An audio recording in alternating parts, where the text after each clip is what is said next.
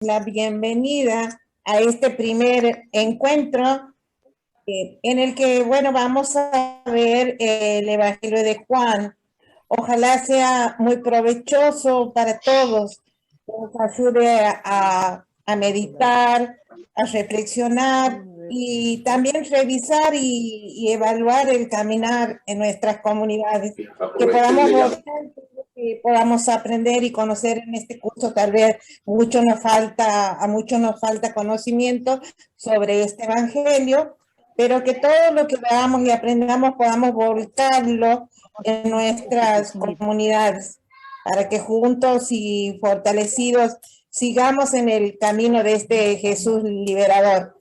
Quiero darle la bienvenida a todas las comunidades y parroquias de Santiago del Estero, como Frías, Pozo Hondo, Loreto, pequeñas comunidades, capillas, también Parroquia Virgen del Valle, Parroquia Inmaculada, Parroquia Espíritu Santo, Parroquia Virgen del Valle de la Florida, Departamento Robles, Capilla del Buen Pastor y sus pequeñas comunidades, como de San Pantaleón, y bueno, y todas las que se van a ir integrando seguramente a este curso. Así que queremos darles la bienvenida con un caluroso saludo desde aquí, desde Santiago del Estero, para todos los países que están y provincias como que están participando de Formosa, Jujuy, Misiones,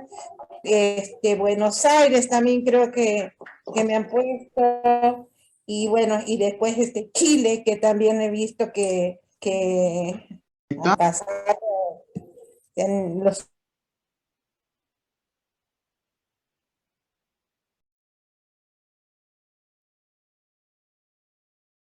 a todos en nombre del equipo de CEPS.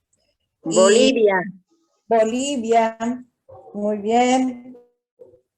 No sé si hay alguno más que no he nombrado, pero... Había alguien de Córdoba y bueno, están los de Uruguay. Ah, bien. Sí, aquí dice... En México. México, Venezuela, Bolivia, Chile, Paraguay, y de Argentina creo que están Formosa, Córdoba, Buenos Aires, Jujuy. Así que Parroquia Sumampa, de aquí de Frías, de Santiago del Estero, Parroquia Cristo Rey de La Banda, Comunidad de Itatí, Comunidad San José Obrero de Clodomira y Comunidad Santa Rosa de la Parroquia Espíritu Santo. Así que bueno, y a medida que se vayan agregando, vamos a ir dándoles la bienvenida. Y como siempre a Martita, nuestra gran compañera y guía en todo esto. Así que bienvenidos a todos y espero que sepamos aprovechar este primer encuentro. Creo que están los hermanos de Loreto que nos iban a dar la bienvenida con una oración, un canto. Si están presentes y listos, ya lo pueden hacer.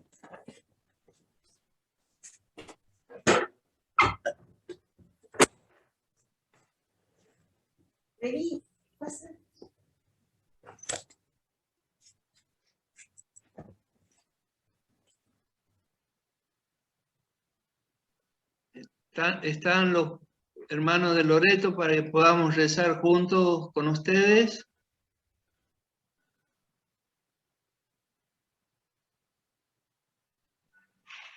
Loreto. Bien. Mientras van llegando, voy a dar algunas indicaciones. Está bien. ¿Ya pueden?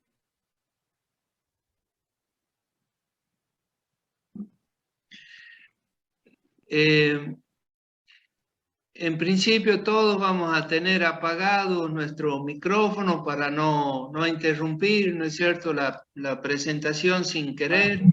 Nosotros teníamos apagado. Vamos a grabar, está siendo grabado la reunión. Entonces, al final le vamos a pedir que en el chat, por favor, nos escriban o su número de WhatsApp, si lo quieren recibir al link por ahí y los materiales, o que nos pongan el mail, así les podemos mandar el material previo, lo de este curso y los de los siguientes. Cuando quieran hacer alguna pregunta, somos 4 los que estamos intentando coordinar el encuentro. Marilú, Saulo, Mechi y yo. Vamos a estar atentos a las preguntas que nos hagan por el WhatsApp. Por el chat, perdón, por el chat. Muy bien, ahí están los compañeros, las compañeras, hermanas, hermanos de Loreto. Vamos a rezar con ellos para empezar el encuentro.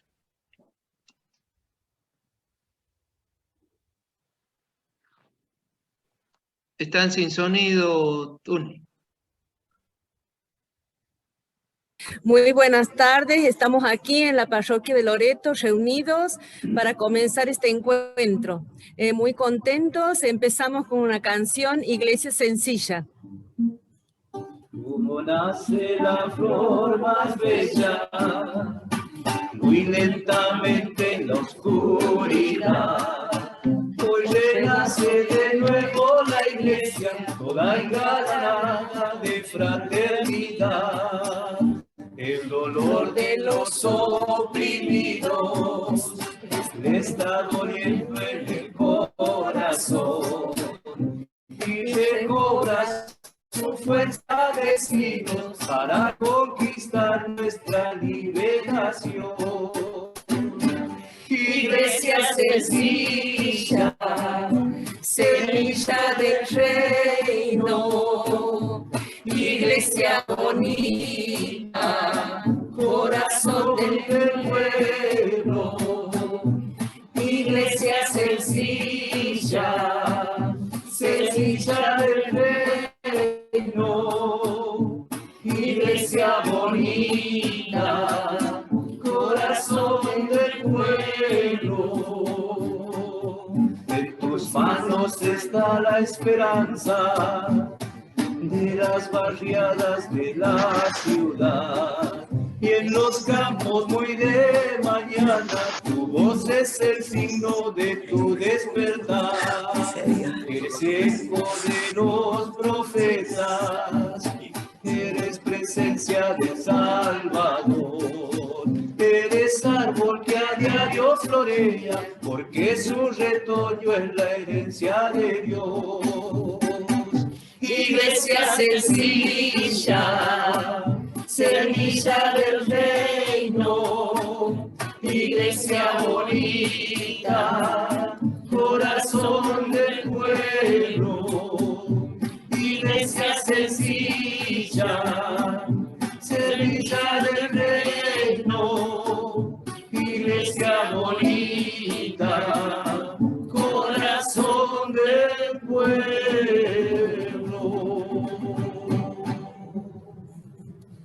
Nos ponemos en presencia del Señor, en el nombre del Padre, del Hijo y del Espíritu Santo. Amén. Señor Jesús y Padre nuestro, estamos reunidos como hermanos que integramos diferentes comunidades, unidos para escuchar y aprender todas tus enseñanzas que nos ayudará a conocerte cada día más, a seguir tus pasos, a ser tus verdaderos discípulos. Hoy estamos viviendo situaciones dolorosas debido a la pandemia del COVID, viviendo realidades que afectan la vida de las personas. Hay mucha incertidumbre, miedos, sufrimientos frente a la vida, a la salud, frente al futuro de nuestros hijos. No sabemos qué hacer. No sabemos por dónde caminar. Estamos ciegos y necesitamos tu luz, Señor. Cura nuestra ceguera como lo hiciste con el ciego de nacimiento. Hay mucha gente pasando hambre. No le alcanza para comprar los alimentos. No le alcanza para llegar a fin de mes, para comprar los medicamentos. se ve obligada a abandonar los tratamientos. No pueden hacerse estudios médicos por los altos costos para autorizarlos. Y tantos que no tienen trabajo y no lo consiguen. Queremos alimentarnos de ti, Señor, que eres el pan de vida, el pan verdadero, el pan que transforma, que fortalece. Esta pandemia también ha producido desencuentros, malos entendidos, peleas, denuncias entre vecinos. Y tú, Señor, nos pides que estemos unidos, que formemos un pueblo unido, fortalecido por el Espíritu Santo. Ayúdanos, Señor, para fortalecer los lazos de unidad entre hermanos y que todos seamos uno. Sabemos que todas las comunidades tienen sus dolores, sus necesidades, sufrimientos, carencias y también sus desafíos. Que este curso que iniciamos hoy encontremos la fuerza, la luz, la sabiduría para nuestra vida y para iluminar la vida de las comunidades. Que vayamos al encuentro de nuestros hermanos llevando el pan de vida que es Jesús. Amén. Amén.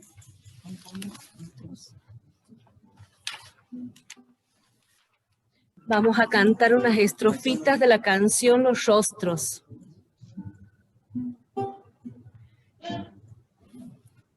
Mi Dios, cuántos rostros sin nombres, sin voz, sin salud y sin paz, la esclavitud de salarios de hambre.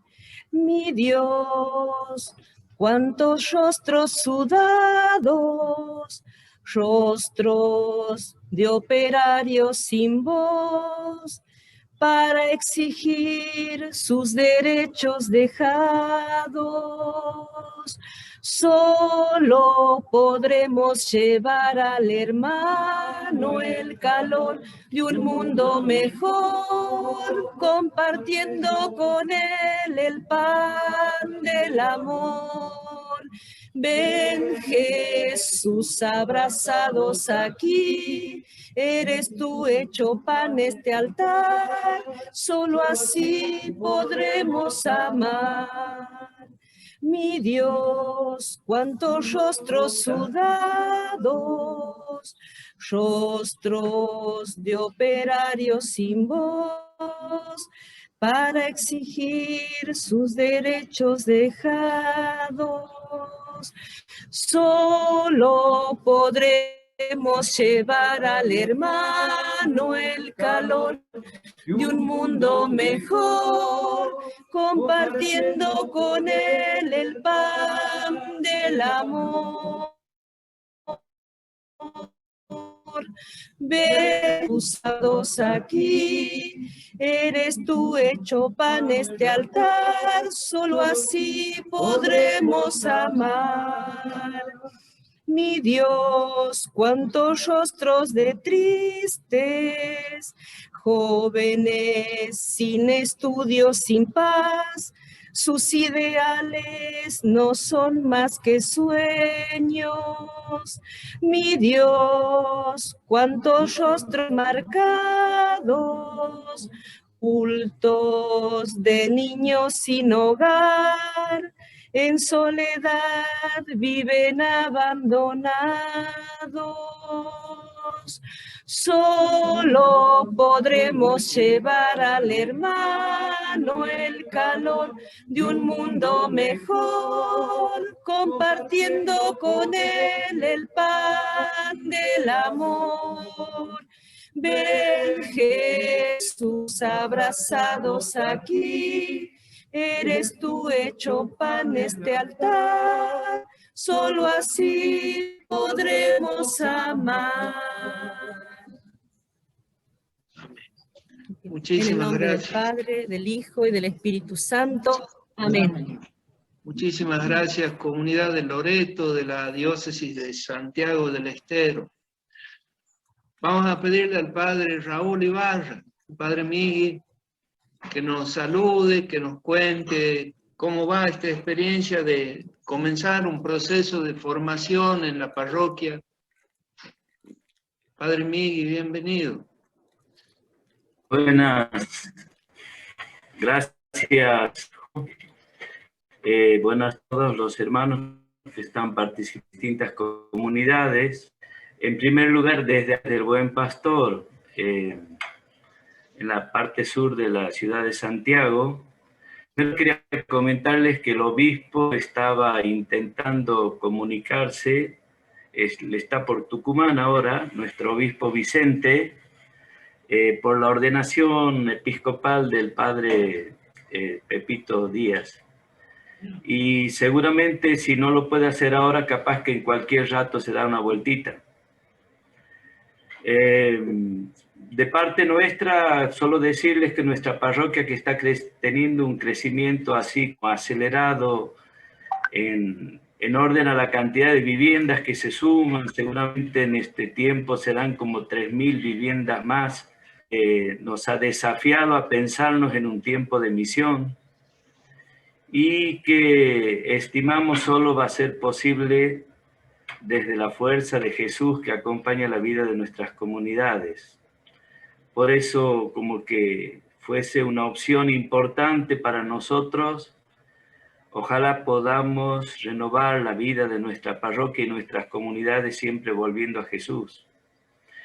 Y quería decirles que hemos participado con este fin, ¿no?, de ir mirando hacia un tiempo misionero. Hemos participado de los cursos que tenemos con Marta en este tiempo.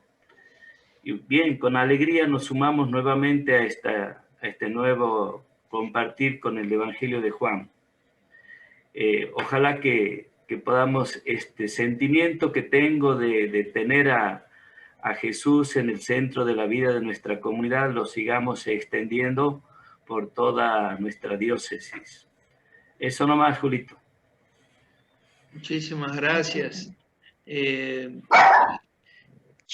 padre Alvin está en Alemania. No lo veo que esté conectado. No sé si estás, padre. No.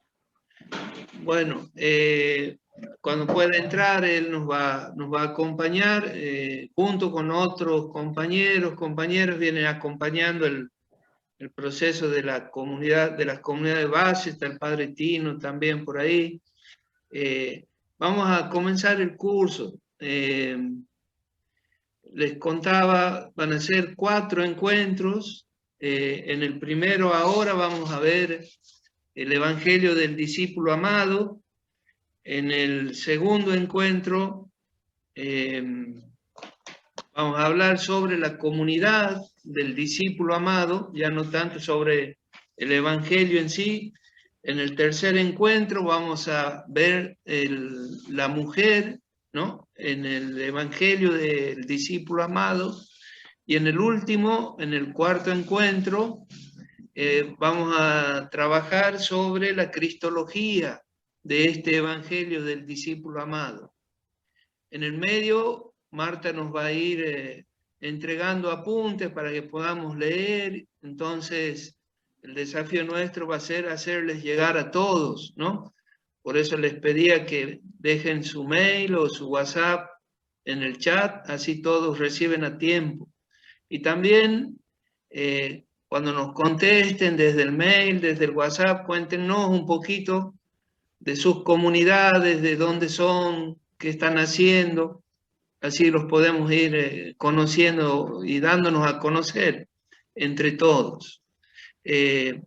Como decía el padre Raúl recién, este Evangelio lo que va a tratar de hacer es poner nuestro corazón en Jesús, ¿no?, y en el seguimiento a Él. No es de los que más conocemos, al menos nosotros o mi experiencia, ¿no?, en las comunidades, pero la experiencia del lavatorio de los pies, por ejemplo, ¿no?, en los Jueves Santos que marcan tanto nuestra vida, o cuando podemos reflexionar sobre el pan de vida. Bueno, sobre esto Marta nos va a hacer caminar de su mano y de la mano de tantos hermanos y hermanas que la ayudaron a caminar a ella también, ¿no? Al encuentro de Jesús. Así que Marta, estamos ansiosos y muy contentos, ¿no? De poder tener este ratito en donde vamos a trabajar juntos. Muchas gracias, Julio. Muchas gracias, Raúl. Muchas gracias a todas y todos los que están participando. Este primer encuentro, me temo, que es un poco árido, duro, porque es tratar de entender cómo llegó hasta nosotros este evangelio tan distinto a los que conocemos más, como Marcos, Mateo, Lucas.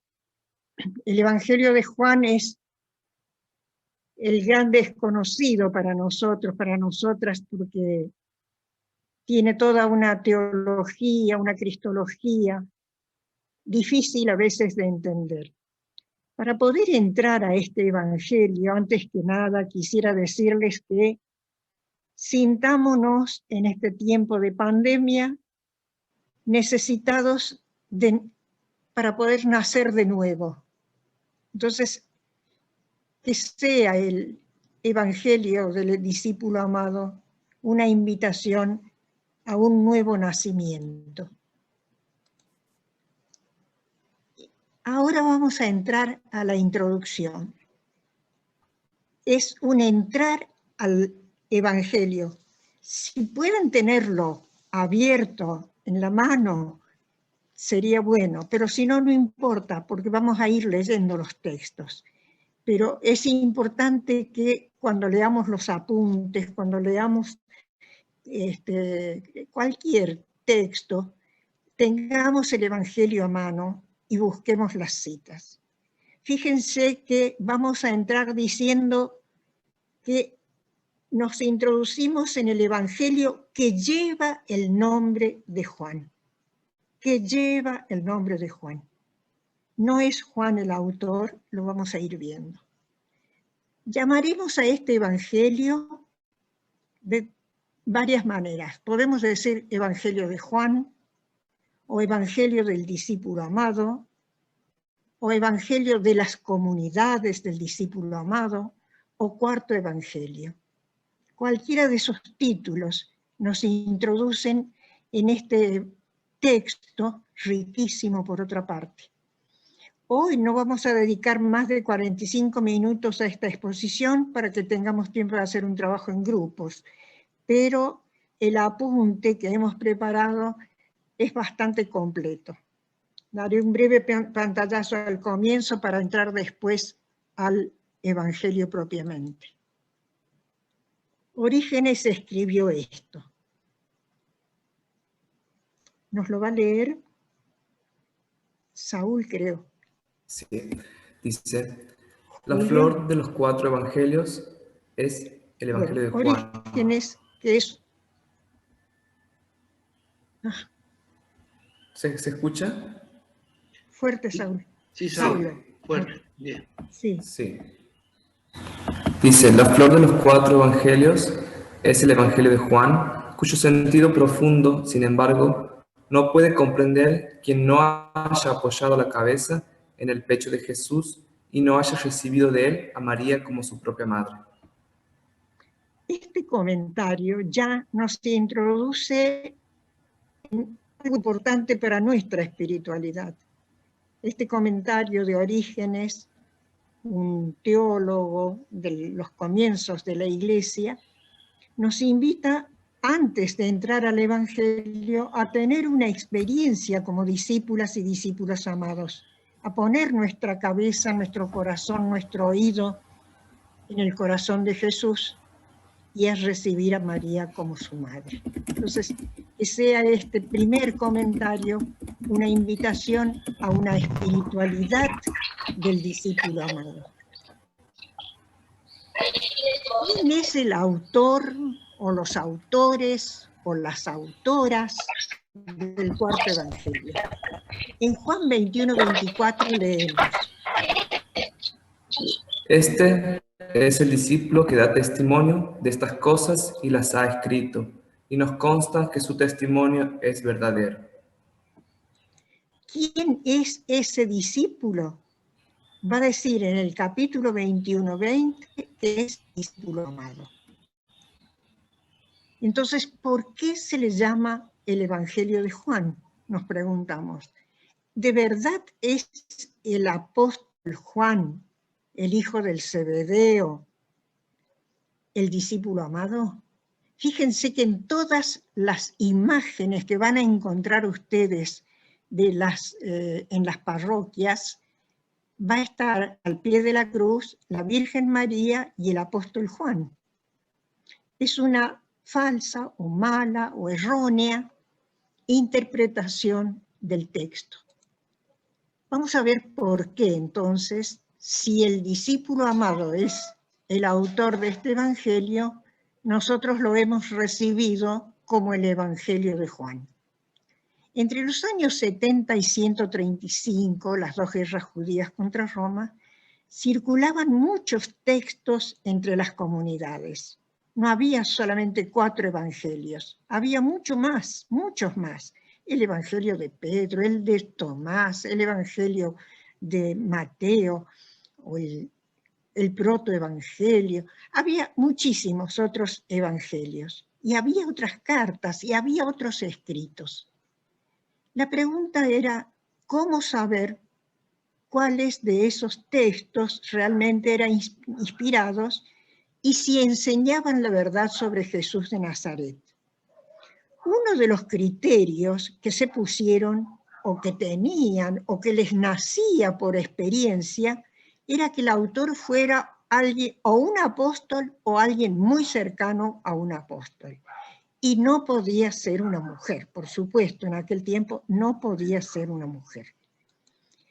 Para que este evangelio tan diferente a los sinópticos, a Mateo, Marcos y Lucas, entrara en la lista de los textos inspirados, tenía que ser puesto bajo la autoridad de un apóstol, y le pusieron el apóstol Juan. Actualmente, los estudiosos y estudiosas de la Biblia piensan que no hay un solo autor. Bueno, lo primero, que Juan no es el autor de este evangelio. Lo primero, Juan el apóstol, que tenemos incluso hasta la fiesta litúrgica de Juan Evangelista, no es el autor de este evangelio. No es el autor de este evangelio. Se trata de varios autores diferentes y en un larguísimo proceso. Y acá tienen opiniones para todos los gustos. Para unos el discípulo amado sería el último redactor del Evangelio, el que encontró ya una cantidad de cosas escritas y las puso juntas en un librito. Para otros estudiosos, el discípulo amado sería el que reunió todos los materiales y después de él, otro redactor habría incorporado discursos e interpolado páginas sueltas. Esto lo vamos a ver hoy también, si alcanzamos a ver esas interpolaciones. Hay un autor, de acuerdo al Evangelio, y es el discípulo amado, y una comunidad que los respalda. Esto para nosotras, las comunidades eclesiales de base, es importantísimo.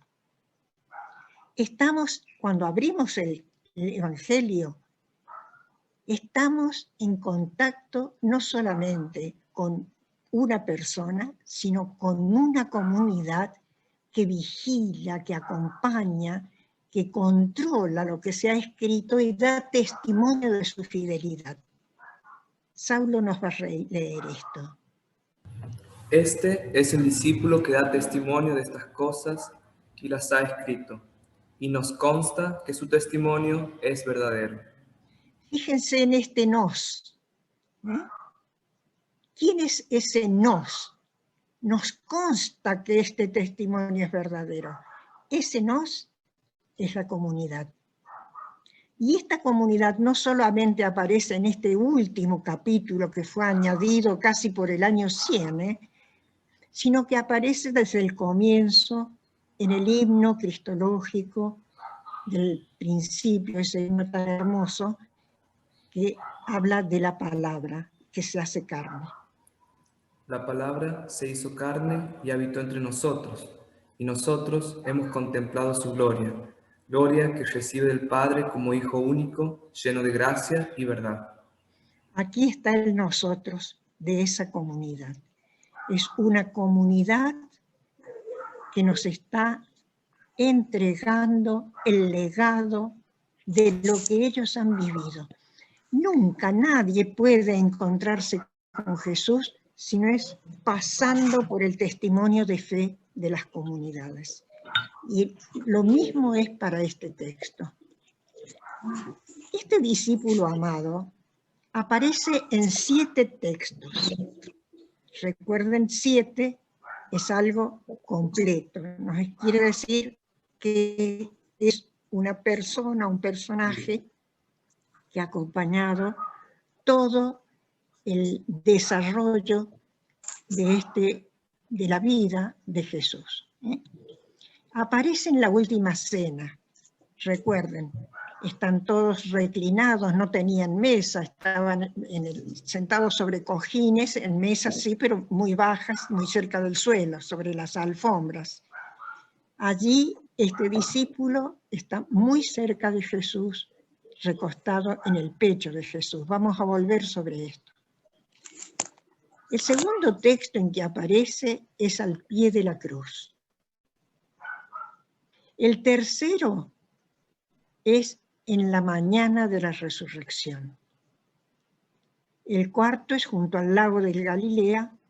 Y en el quinto, el capítulo 21, al final, avalado por Jesús, cuando la comunidad se está integrando en la corriente de Pedro y Pablo.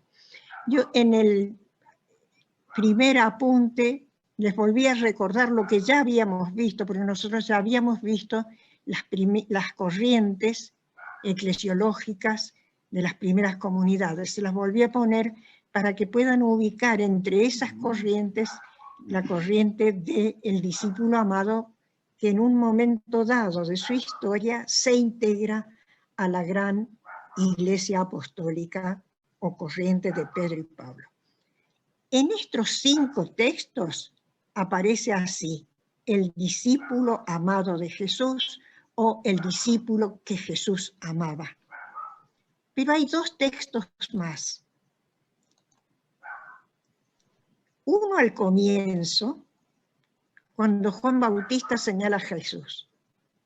Ahí no tiene nombre.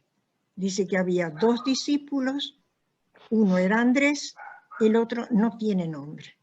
Vamos a ver por qué, a medida que ha pasado el tiempo, cuando hemos entendido mejor este evangelio, ese discípulo se supone que es el discípulo amado. Y también aparece en el momento de la pasión, cuando sigue a Jesús hasta el palacio del sumo sacerdote Anás, y allí lo introduce a Pedro. Tampoco tiene nombre, dice el otro discípulo, pero también se supone que es el discípulo amado. Estaríamos entonces en un testimonio, ante un testimonio de que este discípulo ha compartido con Jesús, sobre todo el tiempo final de su vida. ¿Cuál sería el lugar y la fecha de composición del cuarto evangelio? Es el resultado de muchas manos, mucha gente que ha intervenido en distintos momentos. Se fue confeccionando dentro de una comunidad que tuvo una historia muy particular, una historia de muchos conflictos. También lo vamos a ver en el próximo encuentro, todos los conflictos que enfrentó la comunidad del discípulo amado. A medida que va viviendo esta vida, esta trayectoria histórica de la comunidad, va condicionando la redacción del cuarto evangelio.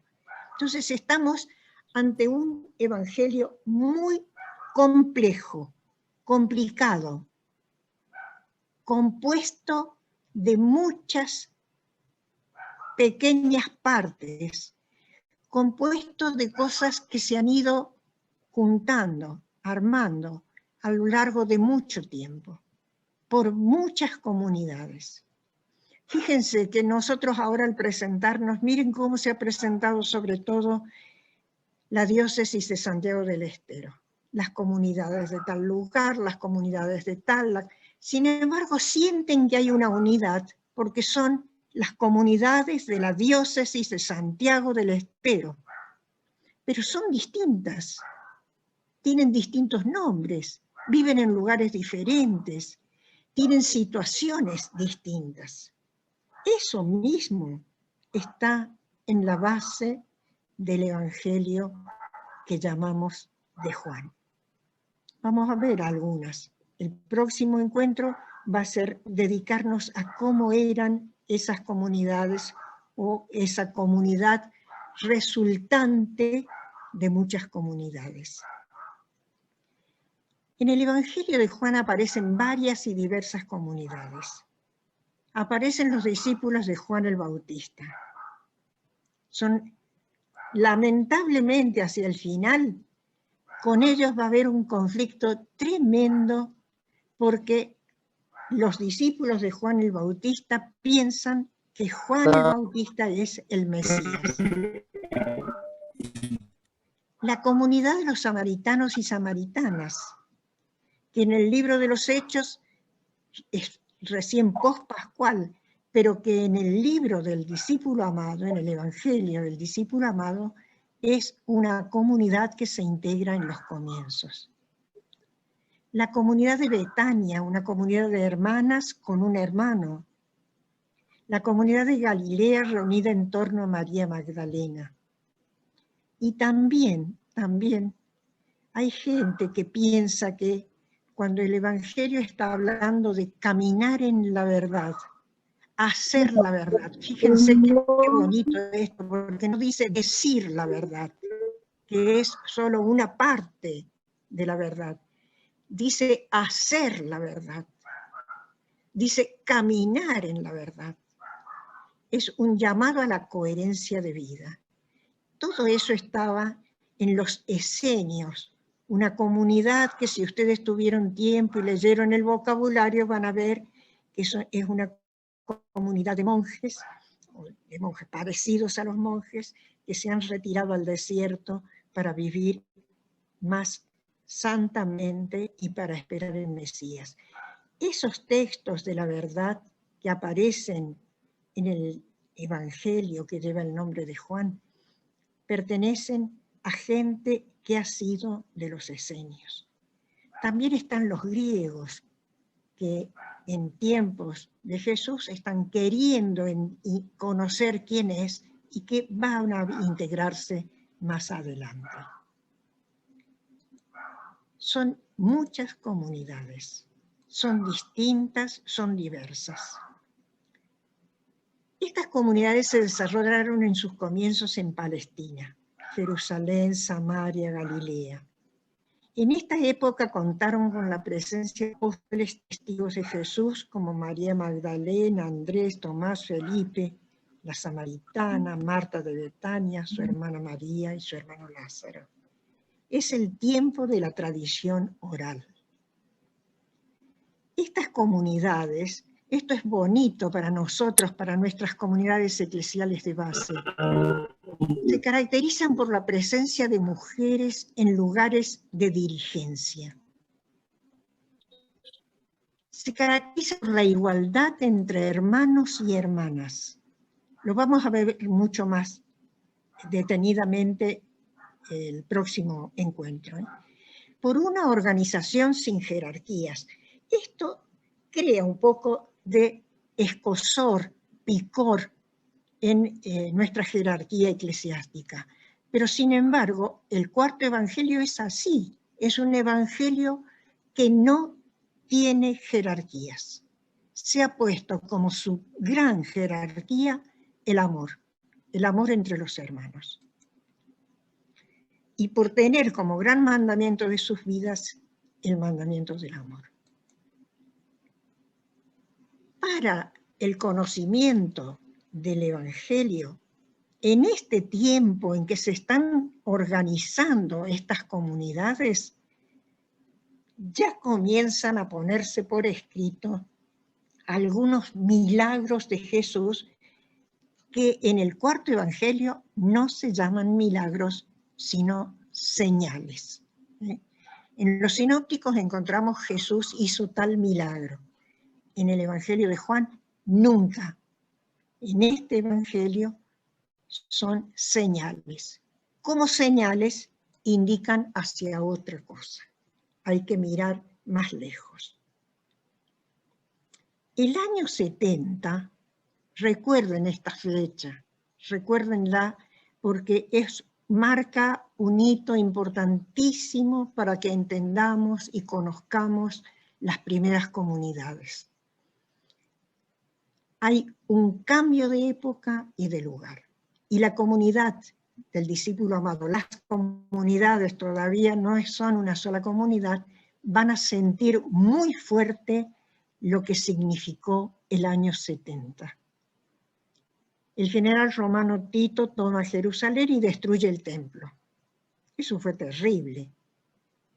Las comunidades cristianas tienen que abandonar Palestina porque son judíos, son judías, y van a instalarse en países vecinos. Y las comunidades del discípulo amado se van a instalar en Traconítide. Miren la flechita, toda esta otra parte es lo que era en aquel tiempo el país de Israel. Allá en el norte, fuera del cruzado de los nacientes del Jordán, está Traconítide. Hacia allá se tienen que ir. Cuando están ya huyendo de la persecución romana, en Traconítide se van a dar el nombre de la comunidad del discípulo amado. Recién se están identificando con una espiritualidad, se están identificando con una forma de ser iglesia. En este tiempo comienzan dos grandes persecuciones. La persecución de los fariseos de Yamnia y la persecución de los gnósticos. Los fariseos de Yamnia se van a unir en esta ciudad que hoy es Yavne o Yafne y van a perseguir a las comunidades cristianas, a los cristianos, a las cristianas y a las comunidades. Hacia los años 80-85 sucede esto. El 70 fue la destrucción. Entre 10 y 15 años después se están reorganizando los fariseos. Y también las comunidades sufren la persecución, que lo vamos a ver muy claramente en el Evangelio de Juan, capítulo 9, del 1 al 41, la curación del ciego de nacimiento. Sufren la amenaza del gnosticismo. Era una corriente filosófica griega, platónica, que desvirtuaba la fe cristiana. ¿Por qué? Negaban que el Mesías, que Jesús de Nazaret, deseaban el cuerpo. Fíjense por dónde viene la mano. ¿Quiénes trabajaban la tierra? Los campesinos. ¿Cómo eran los cuerpos de los campesinos? Mucho más endurecidos que los de los intelectuales. ¿Quiénes eran los esclavas, las esclavas? ¿Cómo eran sus cuerpos? Cuerpos denigrados, cuerpos venidos a menos, cuerpos enflaquecidos, cuerpos endurecidos. ¿Cómo, decían ellos, el Mesías va a asumir un cuerpo? si el cuerpo es la cárcel del espíritu? Y ellos decían, miren quiénes son los esclavos, miren el cuerpo de los esclavos y las esclavas, miren el cuerpo de los que trabajan la tierra, de los que trabajan las canteras. Entonces, un gran desprecio por el cuerpo. Negaban que el Mesías fuera realmente humano. Decían que el cuerpo de Jesús no era de carne y hueso, sino una apariencia de cuerpo humano, apariencia. Por eso lo llamaban docetas, porque docetas o docetismo quiere decir aparente, apariencia. Era una apariencia humana, pero no era realmente humano. Si no era realmente humano, era imposible que sufriera en la cruz.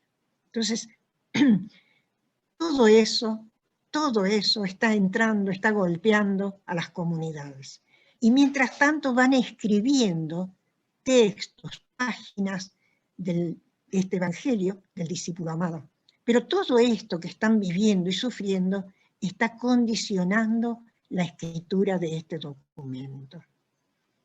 Consideraban que la salvación consistía en la conciencia, del yo profundo, una chispa divina que todos tenemos en nuestro interior, pero que está encarcelada dentro del cuerpo. Todas estas ideas son contrarias a la fe cristiana que valora el cuerpo humano y defiende la plena humanidad de Jesús, pero se fueron infiltrando en la comunidad hasta partirla en dos. Nosotros en las comunidades hemos tenido este tipo de conflictos, los vamos a ver más detenidamente, pero hay comunidades nuestras que se han partido también a causa de discrepancias en la forma de entender los evangelios, de entender a Jesús. Estamos llegando hacia el año 90-95, cuando todo esto está sucediendo dentro de la comunidad. Los animadores y animadoras de la comunidad vieron la necesidad de unirse a la gran tradición de Pedro y Pablo para evitar su disolución en la cultura griega. Muy probablemente esta unión con la gran iglesia se va a dar en Éfeso. Pero tenemos que entender lo que está pasando. Las comunidades del discípulo amado, después de un largo proceso en el que han logrado una unificación, que no tienen jerarquía, que se nutren del amor entre los hermanos, que viven en el servicio de los unos a los otros, de las unas a las otras, se está disolviendo dentro de la cultura griega. Por eso van a buscar fortaleza. ¿Dónde la van a encontrar? La van a encontrar en comunidades que tienen una institucionalización más fuerte.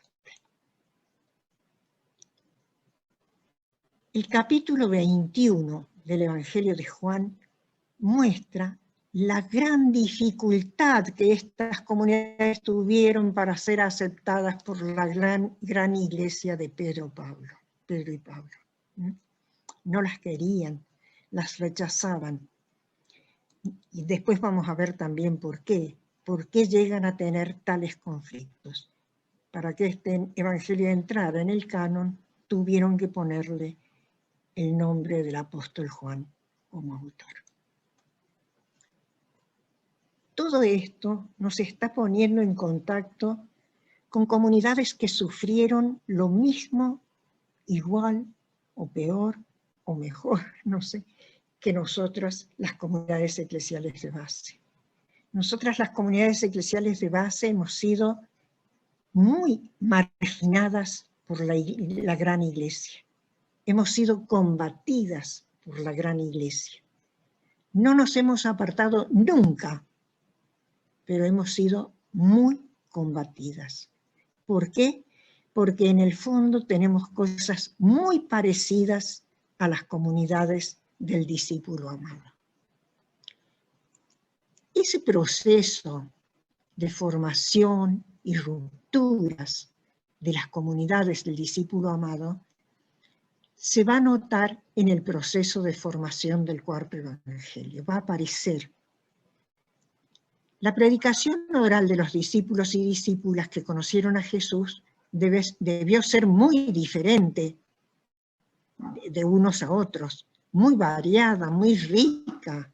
Fue pronunciada en distintos lugares, para mucha gente, para distintas personas, para distintos ambientes. No es lo mismo predicar el Evangelio de Jesús en tiempo de pandemia que en tiempo de salud. Lo estamos sufriendo, lo estamos notando. Fíjense el canto que cantaron los de la comunidad de Loreto, hablándonos de los rostros de gente que sufre, rostros de gente que no tiene capacidad para pedir por sus derechos, rostros de gente con hambre, rostros de gente sin trabajo. Esa es nuestra realidad. Y eso va a hacer que las predicaciones, nuestras testimonios, sean muy diferentes. Eso mismo pasaba con las primeras comunidades. Ay, no sé lo que hice. ¿Qué hice? Ah, acá. Ay, por Dios. Bueno, perdón. Se ve bien, se ve bien. María Magdalena no hablaría de Jesús de la misma manera que Pedro. Eso seguro, seguro. Una mujer jamás iba a hablar como un pescador del lago, menos una mujer que siguió a Jesús con tanta fidelidad.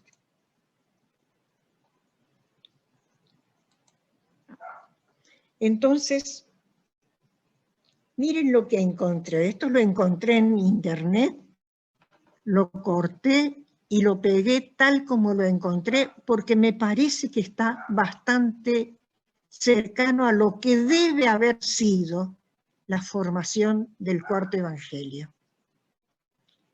Hay un estrato, un escrito o una serie de escritos no mucho más antiguo, lo ponen ya cerca entre los años 40 y 50.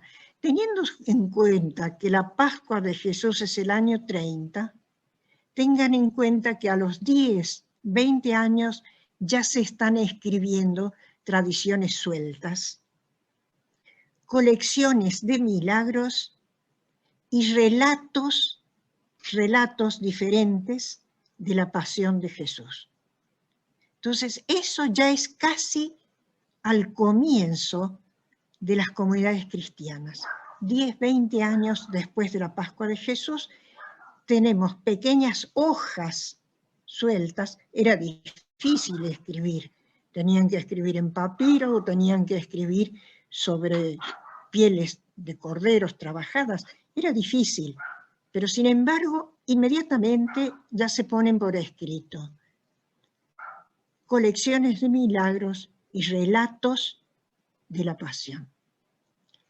Hacia el 70, un poco antes ya tenemos el Evangelio de Marcos, pero hacia el 70 ya estarían también escribiéndose o haciéndose la primera edición del Evangelio de Juan, la primera edición, pero sin esos grandes discursos, sin esas notas o glosas que va a ir teniendo después.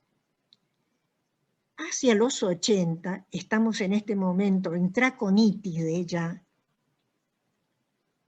se va a dar la segunda edición del Evangelio de Juan, pero ya transformada. Ya le han agregado los discursos. Los discursos son de una profunda teología, de una profunda cristología. Todo ese material no viene de la misma persona, no viene de la misma mano. Son todos textos diferentes que se van juntando. En el cuarto estadio, hacia el 90 y 100, ya es la tercera edición del Evangelio con glosas y además con todos los discursos. En esta todavía está faltando, en esta edición, el capítulo 21, que se va a agregar ya por el año 100. Fíjense el larguísimo proceso de formación de este evangelio. Entonces, no pretendamos entenderlo de una sola ley. Vamos a entrar a la primera semana, la semana con que se abre este evangelio. Son 7 días que van a ser como la introducción a todo el evangelio. Es el nuevo Génesis con el que se inicia el nuevo pueblo de Dios, el pueblo del Mesías Jesús de Nazaret. Esta primera semana, si tienen el Evangelio y lo pueden mirar, pónganle una notita, va del capítulo 1, versículo 19, que comienza diciendo este es el testimonio que dio Juan, hasta el capítulo 2, 11, donde terminan las bodas de Caná. Comienza con el testimonio de Juan, sigue con la formación de la comunidad del Mesías y finaliza con el... Toda esta primera semana forma una unidad. Es la semana de la nueva alianza. Vamos a empezar con el testimonio de Juan. Primer día. Saulo, ¿querés leer? Bueno, ¿Quieres leer? Sí. Este es el testimonio de Juan, cuando los judíos le enviaron desde Jerusalén sacerdotes y levitas a preguntarle quién era. Él confesó y no negó. Confesó que no era el Mesías. Le preguntaron, entonces, ¿eres Elías? Respondió, no lo soy. ¿Eres el profeta? Respondió, no. Le dijeron, ¿quién eres? Tenemos que llevar una respuesta a quienes nos enviaron. ¿Qué dices de ti? Respondió, yo soy la voz del que grita en el desierto. Enderecen el camino del Señor, según dice el profeta Isaías. Algunos de los enviados eran fariseos y volvieron a preguntarle, si no eres el Mesías, ni Elías, ni el profeta, ¿por qué bautizas? Juan les respondió, yo bautizo con agua. Entre ustedes hay alguien a quien no conocen, que viene detrás de mí, y yo no soy digno de soltarle la correa de su sandalia. Esto sucedía en Betania, junto al Jordán, donde Juan bautizaba. Es importante este primer testimonio, porque nos va a mostrar que quienes están escribiendo este texto dicen que Juan es la voz. De Jesús van a decir es la palabra. El segundo día, ese es el primer día. Fíjense, si tienen ahí mismo, van a ver que dice al día siguiente, lean el versículo 29, al día siguiente, es decir, segundo día. No los vamos a leer todos, Saulo, pero este sí lo tenemos que leer porque es importantísimo. Al día siguiente, Juan vio acercarse a Jesús y dijo, ahí está el Cordero de Dios, que quita el pecado del mundo.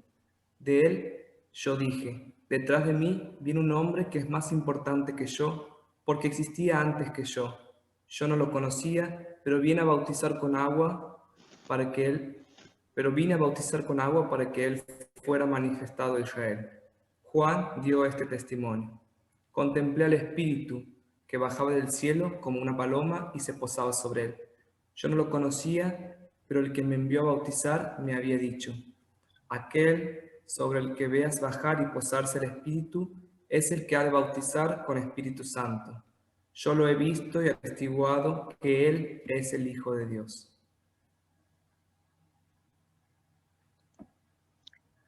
¿Qué aparece en este segundo día de la semana?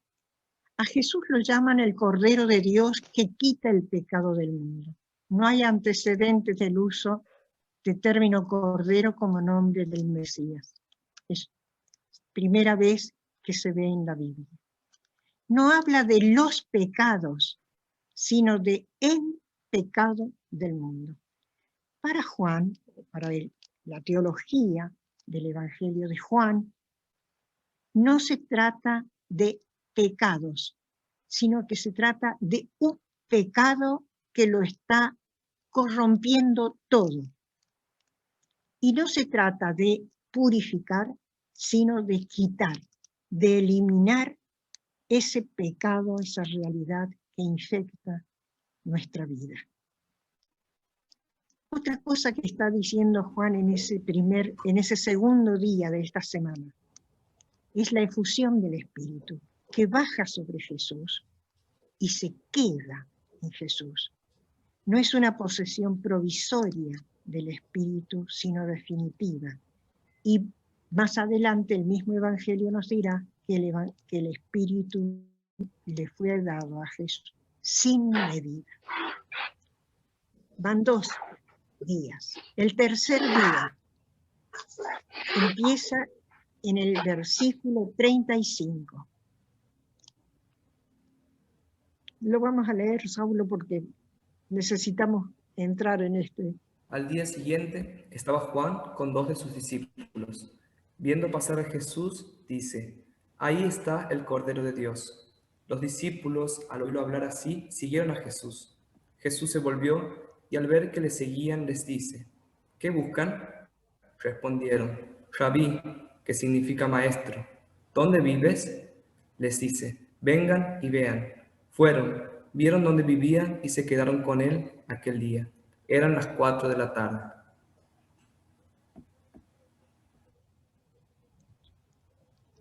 ¿Qué buscan? Esta pregunta está dirigida a los discípulos de Jesús que están siguiendo. Son 2. Uno es Andrés, va a decir después, y otro es otro discípulo. Pero sobre todo el Evangelio nos está dirigiendo esta pregunta a nosotros y nosotras hoy. ¿Qué buscamos? Sería importante que nos diéramos un tiempo para respondernos a nosotros mismos. Y fíjense que Jesús no les explica: miren, yo vivo en la calle tal, dando la vuelta por el arroyo. No, les dice: vengan y vean. Esto es importante para nuestras catequesis, para si nosotros de verdad ayudamos o no a que la gente se encuentre con Jesús, o si les explicamos solamente quién es Jesús. Hay textos muy bonitos donde la gente se queja de nosotros, de nosotras, los catequistas, las catequistas, porque dicen que vienen a nosotros con sed y en lugar de darles el agua, les explicamos que el agua es un compuesto de hidrógeno y oxígeno, en lugar de ponerlos en contacto con el agua, que es Jesús. Es la misma pregunta que Jesús resucitado va a hacer, bueno, primero en el huerto de Getsemaní, y luego Jesús resucitado a María Magdalena. Mujer, ¿qué buscas? Y nos está haciendo esa misma pregunta a nosotros. Los discípulos contestan: Maestro, ¿dónde vives? Es lo mismo que decir: ¿cómo vives? ¿Qué proyecto de vida tienes? Y también esta es una invitación. Le estamos preguntando a nosotros, a Jesús: ¿cómo vives? ¿Qué proyecto tienes? ¿Será mi proyecto? ¿Podré integrarme? A partir de este momento, todo el Evangelio se va a transformar en un itinerario pedagógico que los autores, el autor, la autora, hay gente que dice que en los comienzos está la autoría de María Magdalena, que ofrecen a la comunidad y a cada uno y cada una. Es un itinerario para que lleguen al encuentro personal con Jesús. Ojalá quisiera que estas pequeñas perlitas que vamos encontrando en el Evangelio que lleva el nombre de Juan, nos ayude también a nosotros a hacer ese itinerario. Uno de los 2 discípulos era Andrés. El otro, que no tiene nombre, es visto como una primera presentación del discípulo amado. El tercer día concluye con el encuentro entre Simón, Pedro y Jesús. que le da un nuevo nombre y le dice Cefas, una palabra aramea que significa roca. Pero fíjense, para que se den cuenta la diferencia de este evangelio con nosotros, Jesús no lo llama a Pedro a seguirlo y Pedro no demuestra ningún interés por Jesús en este primer encuentro. Y este ya es un primer contraste entre el discípulo amado y Pedro. Cuarto día. Comienza en el versículo 43. Saúl. Al día siguiente, Jesús decidió partir para Galilea, encuentra a Felipe y le dice, sígueme. Felipe era de Betsaida, ciudad de Andrés y Pedro. Felipe encuentra a Natanael y le dice, hemos encontrado al que describen Moisés en la ley y los profetas, Jesús, hijo de José, el de Nazaret. Responde Natanael, ¿acaso puede salir algo bueno de Nazaret? Le dice Felipe, ven y verás. Este Felipe es muy bicho, porque inmediatamente él, puesto a apóstol, a hacer discípulos, les va a decir lo mismo que les dijo Jesús a ellos, vengan a ver. Él no le explica quién es Jesús, sino que le dice, ven y verás. Natanael, siendo de Cana, muy cerca de Nazaret, sin embargo manifiesta su desconfianza hacia esa aldea nacionalista nunca nombrada en el Antiguo Testamento. Y miren, esto lo tenemos que tener en cuenta. Rabí le dice, Hijo de Dios, Rey de Israel. 3 títulos siguen en el texto, perdón, no lo leemos todo porque no tenemos tiempo, pero Natanael, cuando venga Jesús y le diga, te vi cuando estabas debajo de la higuera, he ahí un israelita sin doblez, le va a decir, Rabí, Hijo de Dios, Rey de Israel. Estos 3 títulos podrían ser dados a cualquier rey de Israel, de la dinastía davídica, incluso el de Hijo de Dios, porque no tenía en ellos el mismo sentido que nosotros le damos de segunda persona de la Santísima Trinidad, sino ese es un Hijo de Dios, como nosotros también lo podemos decir. Natanael no ve nada nuevo en Jesús. Su expectativa es la de un judío que espera un Mesías nacionalista. Y Jesús rechaza. Y le dice, un día verán al Hijo del Hombre subir, rodeado de los ángeles que suben y bajan a su lado. No va a responder a las expectativas nacionalistas de Natanael. Cuando en Juan se utiliza el Hijo del Hombre, quiere decir la condición del hombre pleno. Jesús resucitado será la nueva escala de Jacob que une el cielo y la tierra, si ustedes se acuerdan del Génesis. Marta, El quinto, sexto y séptimo día no aparecen.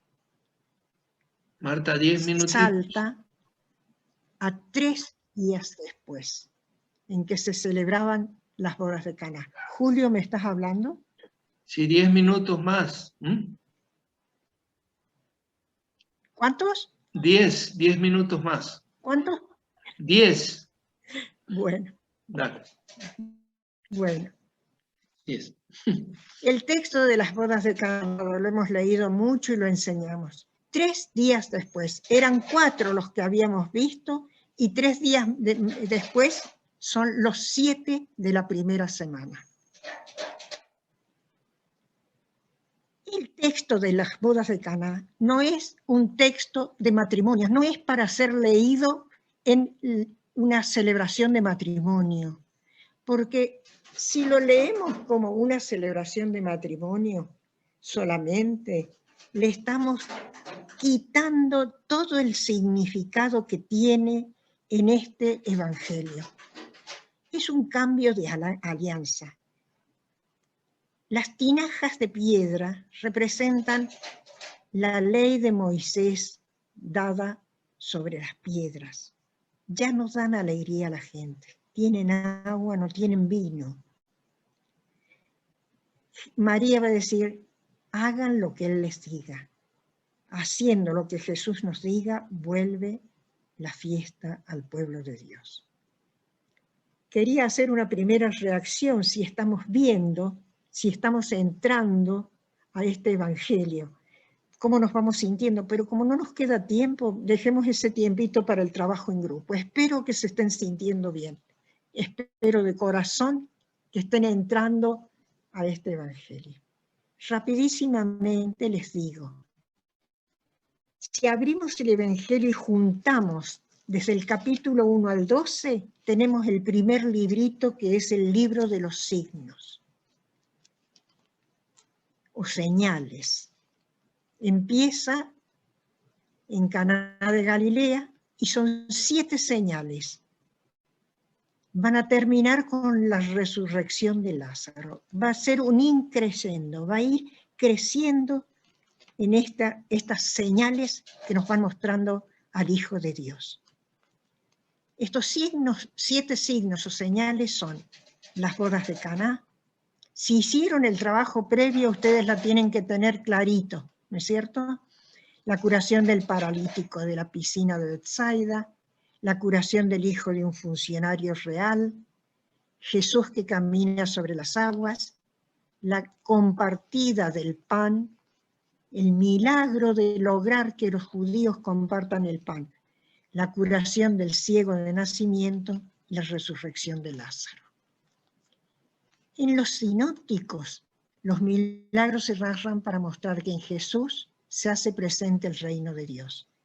En el cuarto evangelio, no es para mostrar las señales del reino, sino las señales de que Jesús de Nazaret es el Hijo único del Padre. Solo Jesús, palabra hecha carne, puede hacer signos de vida. Hay en este primer librito un texto bisagra que es precioso, léanlo, búsquenlo, léanlo. El capítulo 11 y 12. Marta hace la profesión, Marta y María le hacen llegar a Jesús la noticia de que Lázaro está enfermo. Pero Jesús lo deja morir. Miren, ese texto a mí me tuvo de cabeza mucho tiempo. No podía entender que un amigo, queriéndolo tanto, se quedó hasta que se murió. Bueno, pero así fue. Para estos tiempos de COVID es importante saber que no va a estar al toque Jesús para sacarnos de la cama. En este texto Marta hace la profesión de fe apostólica que en los otros evangelios las hace Pedro. En el capítulo 12 Marta es diaconisa, dice, ofrecieron un banquete y Marta servía. Servía es diaconía, es el servicio a la comunidad. Esto nos muestra la importancia de la mujer servidora, la diaconisa. Y María de Betania es la profetisa que unge los pies del Mesías Jesús para que camine hasta la cruz. A partir de este momento los judíos decidieron matar no solo a Jesús, sino también a Lázaro. Y con este texto comienza la segunda parte del Evangelio, que es el libro de la obra de Jesús. Ha llegado la hora de que el Hijo del Hombre sea glorificado. Miren, en esta frase entendemos algo profundo del Evangelio de Juan. En el Evangelio de Juan, la crucifixión es la glorificación de Jesús. La crucifixión es la gloria, no la derrota, no el fracaso, es su triunfo, es el triunfo de Jesús. ¿Por qué? Porque ellos no van a tener la transfiguración, no la necesitan, porque en el momento de la crucifixión, en el momento de la suprema entrega de Jesús, es el momento de la gloria más grande del Hijo del Hombre, que ha venido no solo a dar vida y vida en abundancia, sino a dar su propia vida. Con esto termina el ministerio público de Jesús y se abre el libro de la hora, que tiene dos partes. Bueno, termina en un fracaso realmente. Esto que nos sirva a nosotros de consuelo. A pesar de las muchas señales que había realizado en presencia de ellos, no creyeron en él. Sus conciudadanos no creyeron en él. El libro de la hora, que empieza del capítulo 13 y termina en el 20, tiene dos partes. Una es el libro de la comunidad y el otro es el libro de la hora, pasión, muerte y resurrección de Jesús, la hora de Jesús propiamente dicha.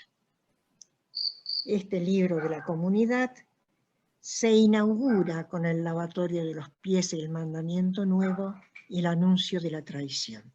Todo junto, como en nuestra vida, como en nuestras comunidades. Jesús, camino, verdad y vida, promesa del Espíritu Santo, el Consolador.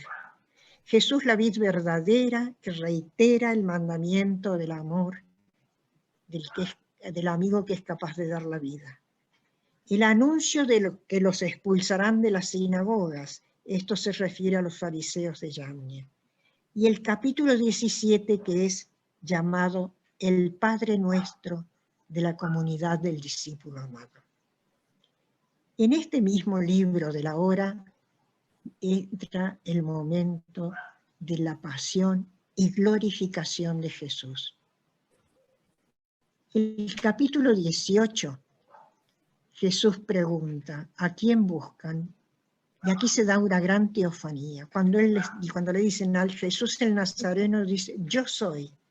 Y cayeron de espaldas. Es la manifestación de Yahvé. Es la manifestación del Dios liberador del Éxodo. Va a venir el juicio. Aquí aparece por segunda vez un discípulo sin nombre que va delante de Pedro y las negaciones de Pedro. En el capítulo 19 vienen las torturas, las burlas y Pilato que lo entrega para ser crucificado. Y allí tenemos a la comunidad del discípulo amado al pie de la cruz. Vamos a entrar en estos textos más detenidamente. Como todo se ha cumplido, entregó su espíritu. Y ahí le abren el corazón de una lanzada. El capítulo 20 nos introduce en la resurrección, en la vida nueva. Corren Pedro y el discípulo amado, pero antes llega el discípulo amado. Entra en el sepulcro vacío y cree. La aparición a María Magdalena que se cuenta a continuación es una escena tomada del Cantar de los Cantares. La esposa que busca al amado de su corazón hasta que lo encuentra. Imagínense a esta mujer, a María Magdalena, diciéndoles, ¿dónde lo han puesto? Díganmelo que yo lo busco y me lo llevo. ¿A dónde iba a ir con un cadáver a las 5 de la mañana? Pero así es el amor cuando es apasionado, cuando no piensa en qué va a hacer, sino que ama y busca al amado de su corazón. Jesús se va a aparecer a su comunidad al atardecer y allí va a soplar sobre ellos, dándoles el Espíritu Santo y el poder de perdonar los pecados. Al mismo tiempo, allí va a estar Tomás diciendo, si no veo la huella de los clavos y todo eso. 8 días después, estando ya Tomás, 8 días es el tiempo pascual, ahí va a creer, va a exclamar, Señor mío y Dios mío. Hacia el año 100 se agrega el capítulo 21. Y aquí nos va a decir que Él es el que ha escrito este Evangelio. Va a dar la misión a Simón Pedro de pastor. La comunidad del discípulo amado va a permanecer. Es muy fea la frase de Pedro. Se da vuelta y viendo que la sigue la comunidad del discípulo amado, le dice a Jesús, ¿y este qué?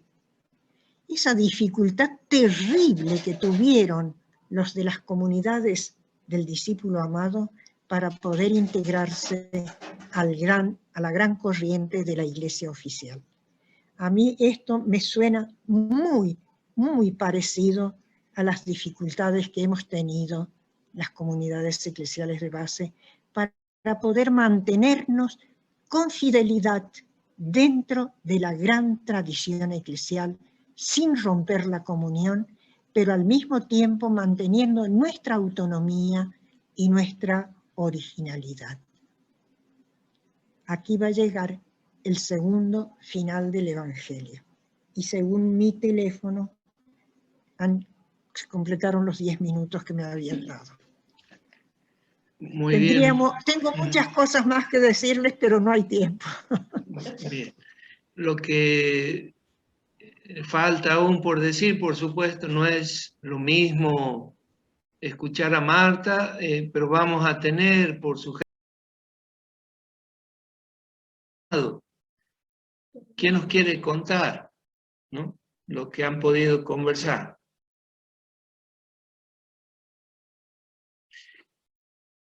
¿Quién nos quiere contar lo que han podido conversar?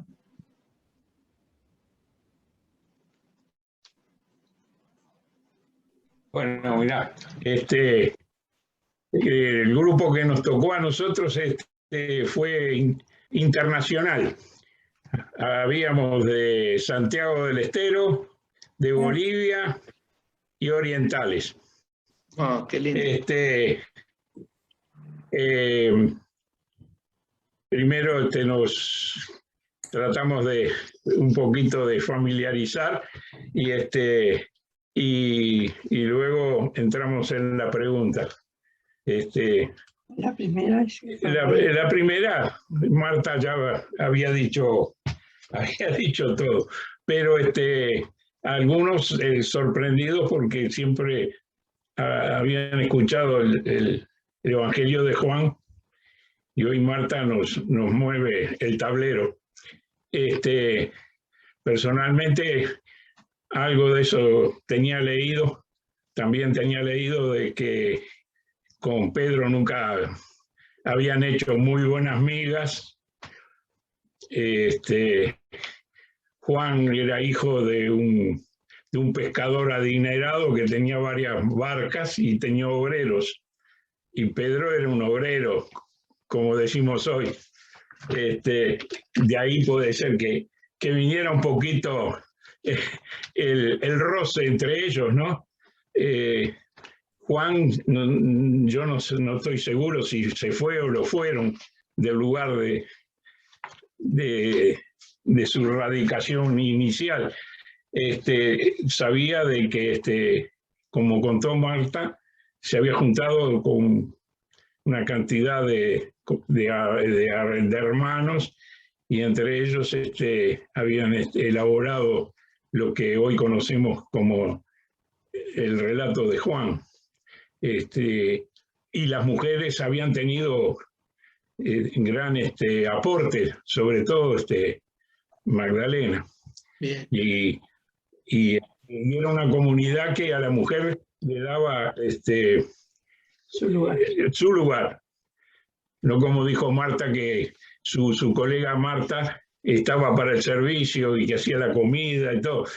Un poquito como estamos en la iglesia de hoy, que la mujer hace la comida, barre el templo, pero de las decisiones no está. Y bueno, la compañera, la hermana de Bolivia, dijo también que había aprendido y que las comunidades eran una piedra en el zapato de las jerarquías. Al principio se dijo que éramos de lugares muy distintos, que podíamos tener visiones muy distintas, pero hablando después, los grupos son humanos y los humanos tenemos en todos lados los mismos problemas y las mismas satisfacciones. Y lo de la piedra del zapato creo que para todos lados. La comunidad es un problemita para ciertos curas que temen perder lugares y preponderancia y poder. Por eso a veces en nuestro país, luego de un cambio de autoridades, las comunidades han sido un poco archivadas. La presión propia de las comunidades es que sobrevivan, pero no porque las autoridades nos promuevan. El día que nos juntamos entre muchos, la autoridad viene 5 minutos y queda bien de que está apoyando las comunidades, pero después durante el año, si te he visto, no me acuerdo. Bueno, hablé mucho, los dejo a ustedes. Muy bien, Eduardo, muchas gracias. ¿Alguien más que nos quiera contar su experiencia de esto que hemos compartido? Lo que hablaron en el grupo.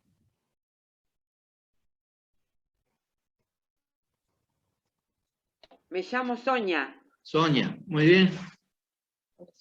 Sonia, estuve con dos hermosas personas de Buenos Aires y otra de Chile. Éramos 3 y un no pudo salir, que no recuerdo el nombre. Uno se llama Julio, creo, y la otra señora, lamentablemente, se me fue. Hermosas las reflexiones. Hablamos de que el primero en Juan, que el Hijo amado éramos todos para Jesús, que como que era, puso a Juan como un ejemplo, que somos todos los hijos de Jesús, con mucho amor, con mucha tolerancia. Hermosos los aportes de la otra persona, que auténticos. No hablamos de las de las autoridades de la iglesia, no. Hablamos de la espiritualidad. Y del segundo, de la segunda, que era que no recuerdo, perdón, pregúntame que... ¿Qué consecuencias? Segunda respuesta, pregunta. Para nuestras comunidades sacamos de esto. ¿Qué consecuencias? Que sacábamos que teníamos que trabajar más, dar más testimonio, transmitir la fe con nuestra vida, nuestro testimonio, y ser auténticos. Sin preocuparnos qué hacen los demás, preocuparnos lo que hacemos nosotros para compartir y que se contagie. Contagiemos. Tenemos que contagiar como contagia Marta. Marta contagia. Con el amor que tiene, contagia. A mí las autoridades no me preocupan, no mucho. Me preocupa lo que hacemos las comunidades y lo que hacemos en silencio, que tiene mucho valor. En Uruguay yo estuve en comunidades donde fui voluntaria en refugios, y se hace mucho. A veces no se conocen cosas. ¿Qué es mejor? Que nuestra autoridad mayor tenga carencias, Dios lo sabrá. Él sabrá para juzgarnos. No soy quien para juzgarlo a ninguno, porque primero me tenía que juzgar yo.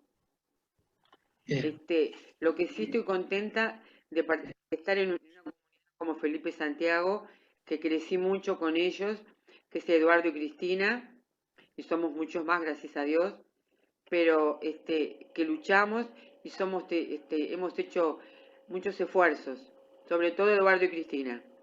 Pero muy feliz de que nos invitaran, que podamos participar con ustedes, y seguiremos en todo lo posible siendo testigos y testimonio. Bien. Gracias por todo lo que hacen, todo lo que trabajan ustedes para que estemos todos participando el día de hoy. Muchas gracias y bendiciones para todos. Bien, no te vayas todavía. Noelia levantó la mano. Bien. Bueno. Levanta. Sí, porque estábamos solamente dos con, no me acuerdo el nombre, pero es la señora que dice Casa. Bien. Ella es de Chile. Solamente las dos estuvimos en el grupo. Y bueno, ¿quién escribió el Evangelio de Juan? Bueno, tenemos entendido que fueron muchas personas. nos quedó una pequeña duda porque en el texto primero decía que desde el año 70, y luego en la imagen que compartió Marta, hablaba de las primeras escrituras en los años 40. Eso por ahí nos generó una duda de tomar. Y bueno, y después la consecuencia para nuestras comunidades que sacamos de esto es destacar la importancia de la unión de las comunidades, a pesar de todas las adversidades. Ellos han sido perseguidos, han sido inclusive cambiados de lugar, se mudaron, pero siempre se han mantenido unidos porque se mantenían unidos a Jesús. Bien. Entonces, sin importar las diferencias, inclusive si sos hombre o mujer, que hay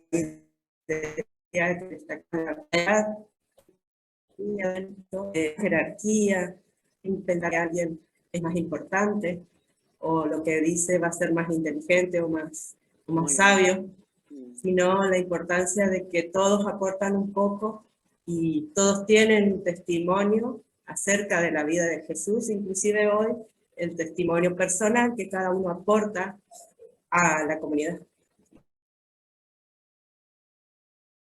Muy bien. Y por último, Mirta, pues ya estamos en el horario. Mirta Leiva nos va a contar de qué han compartido en su grupo.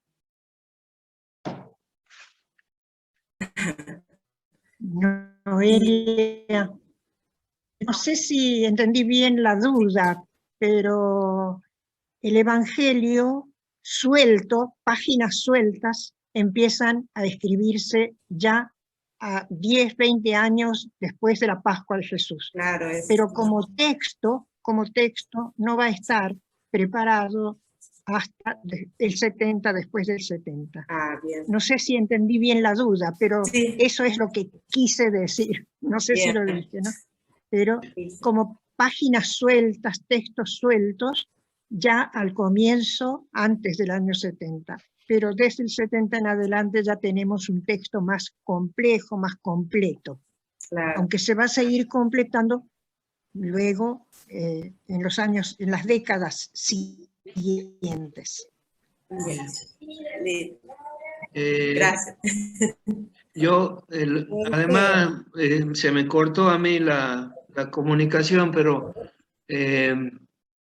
no son, según entendí, varias personas, sino son experiencias de comunidades, de distintas comunidades en distintos lugares, que fueron haciendo esta experiencia de Jesús resucitado, de recordar su palabra.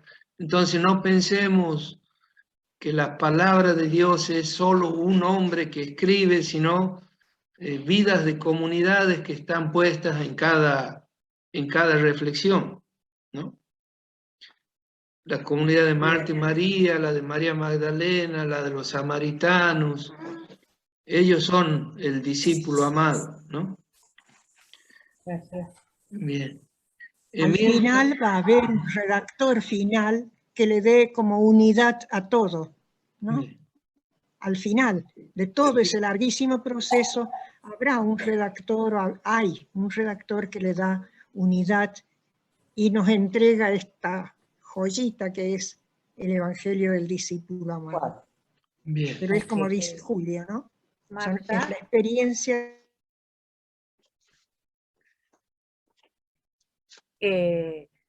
Bueno, un poco lo que, como tú iniciaste este taller, de que este evangelio era como que el más desconocido, y creo que es así porque encuentro que es más profundo, hay más, por ejemplo, lo que yo compartíamos en el grupo, es que hoy en día tenemos que ser esas comunidades. La iglesia hoy día la iglesia depende de las comunidades. ¿Mm? Tenemos que ir haciendo ese relato, haciendo vida y testimonio para poder llevar este mensaje. ¿Mm? Pero en nuestra misión de las comunidades, como lo relata aquí en Juan, eso para mí hoy día quedó velado. ¿Mm? No lo había visto así, que alguien escribió, pero que quien hizo esto fueron las comunidades. Es como que nos dijeran hoy día nosotros, relátame qué es lo que hizo tu grupo en estos 7 días. ¿Mm? Y alguien lo escribe, pero lo hacemos todos. ¿Mm? Entonces, hoy en día creo que por la crisis que pasa en nuestra iglesia, creo que somos nosotros como comunidades quienes que tenemos que sacar nuestra iglesia adelante. Y la importancia que tienen las mujeres, como por ahí decía Marta, María Magdalena, ¿m? Que fue la primera discípula, ¿m? A la que se le presentó Jesús para decirle que fuera a contar lo que ella había visto. Bien, perfecto. Mirta, ¿has podido hablar? Mirta Leiva, no. No está. Bueno,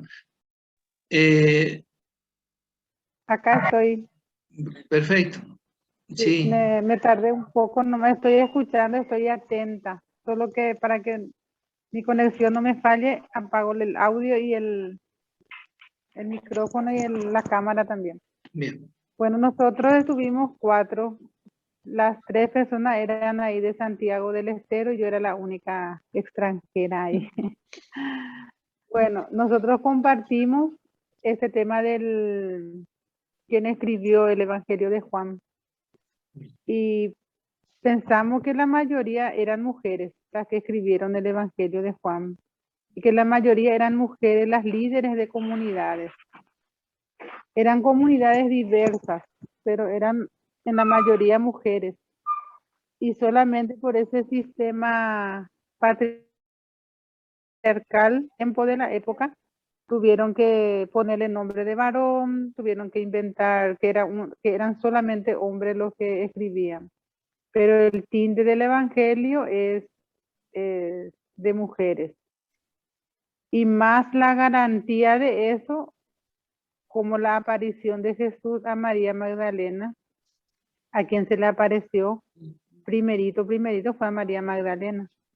Y eso es como una certeza de que las mujeres también formamos parte de esa iglesia de Jesús, que las mujeres también podemos y debemos tener parte dentro de la estructura, dentro del espacio, dentro de las decisiones, de todo lo que es la iglesia. Estar al lado, así como las comunidades eran iguales, hombres y mujeres, que así debe de ser.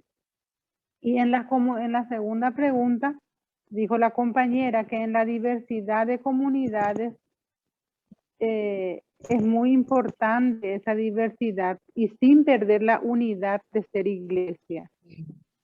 Así como los dones, muchos dones, pero el mismo espíritu. Pero cada comunidad tiene su cultura, tiene su origen, tiene su historia, pero estamos unidos en un solo proyecto, que es el proyecto de Dios. Y bueno, y en la mayoría de las comunidades hoy día estamos más mujeres que hombres en muchas comunidades. Entonces, ir ganando ese espacio en las mujeres y dejar que los varones les den también a las mujeres ese espacio de igualdad. Eso es lo que se tendría que un poco tener más en cuenta. Y el tema de la estructura eclesial que tiene que cambiar. Porque yo me doy cuenta que la estructura eclesial es la que destruye la iglesia, no los discípulos y las discípulas que hoy seguimos caminando, sino que esa estructura patriarcal, autoritaria, que se creen muy superior, que se creen muy arriba y lo que ellos dicen nomás tenés que hacer. Y hay un abuso de autoridad, abuso de todo. Entonces eso es lo que tiene que cambiar dentro de la iglesia para que pueda realmente podamos construir juntos. Y así como dijo Marta, las comunidades son muy marginadas de esa estructura, porque no les conviene a ellos manejar esa espiritual o tener ese ritmo, ese caminar. Eso es lo que nosotros pudimos compartir un poco. Bueno, muchísimas gracias. Sin duda hay un montón de otras cosas, ojalá podamos irlo compartiendo a lo largo del curso. Nuevamente les hacemos el pedido, si necesitan recibir el PowerPoint, el primer material que mandó Marta, pongan en el chat, que va a quedar abierto un rato más, su dirección de correo o su WhatsApp, ¿no? Así nos podemos comunicar, hacer un solo grupo. Antes de la oración final, hay un nuevo apunte que tenemos que enviarles para que podamos trabajar en el encuentro que viene. Así que no se olviden de dejar su dirección. Vamos a trabajar sobre el mismo evangelio, digamos, ¿no? Sí, sobre la comunidad del discípulo amado, sobre las comunidades. El discípulo amado, la comunidad del discípulo amado, las características de esa comunidad, sí. Perfecto, muy bien. Julio, sí, piden termina, que pongamos por escrito las preguntas en el chat. ¿Lo estás mirando? Listo. Sí lo vi. Muy bien, perdón. Listo, está bien. Bien, ¿alguna reflexión final, Marta? Redondeando. Sí, quisiera pedirles que cuando vayan sintiendo que una cosa no se entiende, no me expliqué suficientemente o lo dije de manera confusa, me lo vayan en el chat, porque yo voy mirando el chat de vez en cuando, así que puedo ir teniendo también, si ustedes no están de acuerdo, si estoy confusa en la manera de explicar, para mí es una retroalimentación que me permite no sentirme hablando sola, porque este es un medio que nos ayuda, pero también que no es tan fácil, porque uno por momentos no siente si está tocando o no está tocando la sensibilidad de los demás y las demás. Muchísimas gracias por la participación. Gracias por todo, Marta. Muy lindo. Realmente es una sorpresa que hayamos llevado este evangelio. Marta, muy claro. Nos sacudiste un poco la estructura, así que viene bien. Siempre viene bien. Hermosa, Marta, la exposición. Me ha tocado el corazón realmente. Y con toda tu explicación muy sencilla, muy linda, muy adecuada para nuestros tiempos también que estamos viviendo de pandemia. Muchas gracias. Bien. Bueno. Muchas gracias. Muchas gracias. Estoy participando desde la Florida, el interior de Santiago del Estero, y me cuesta mucho manejar las redes, pero ahí voy, escuchándolos y todo muy lindo, muy creativo, muy lleno de enseñanzas. Sí, desde Bolivia, Marta, muchísimas gracias, buena enseñanza, muchísimas gracias. Perfecto. Bueno, rezamos juntos, ¿ah? Julio, me gustaría tener una oración por un sacerdote amigo y muy amigo de Marta, que en estos momentos está pasando un momento de quebranto de salud, de Formosa, Francisco Nazar. Bien. lo tenemos en nuestra oración. Gracias. Bien. Bueno, está escrito en todos, pero en el todo está la O ahí. Por favor, siéntanse las mujeres representadas, o si prefieren ponerlo en femenino a la oración, ¿no? Lo hacemos juntos y con esto terminamos el encuentro de hoy. Muchísimas gracias a todas, a todos. Gracias. Gracias a todos los que han participado y esperamos verlo, o sea, bien, encontrarlos en el próximo encuentro. Gracias a Martita el mismo por todo lo link que nos ha brindado. Perfecto. Perdón, Mechita. El mismo link, con el mismo enlace entramos en la próxima, el viernes que viene a las 18, con el mismo enlace que han entrado en esta reunión. Bien, rezamos juntos. Muchísimas gracias. Padre, conságralos en la verdad. Conságralos en la verdad. La palabra es Tu palabra es verdad. Así como tú me enviaste al mundo, yo al también los envío. Para ellos me consagro, para que también sean sagrados en la verdad. No ruego solamente por ellos, sino también por los que a su palabra que todos sean uno, tu Padre, estás en mí y yo en ti. Que también ellos sean uno en nosotros, para que el mundo crea que tú me envías. En el nombre del Padre, del Hijo y del Espíritu Santo. Amén. Gracias, Julito. Gracias, Julio. Gracias, hermana Marta. Bien. Muchas gracias. Queda abierto un ratito. Una cosa que les queríamos decir con el grupo con el que estuve compartiendo, con Lili y con Elsa de Santiago del Estero, es que nos gustó muchísimo la canción del encuentro que cantaron, que nos gustaría mucho tener la letra, porque realmente es una oración y una muestra de la realidad que vamos viviendo, como para rezarla entre todos. Sí, compartan la letra. Compartan la letra de la canción Los Rostros. Al correo. Bueno, gracias. Después la enviamos al correo.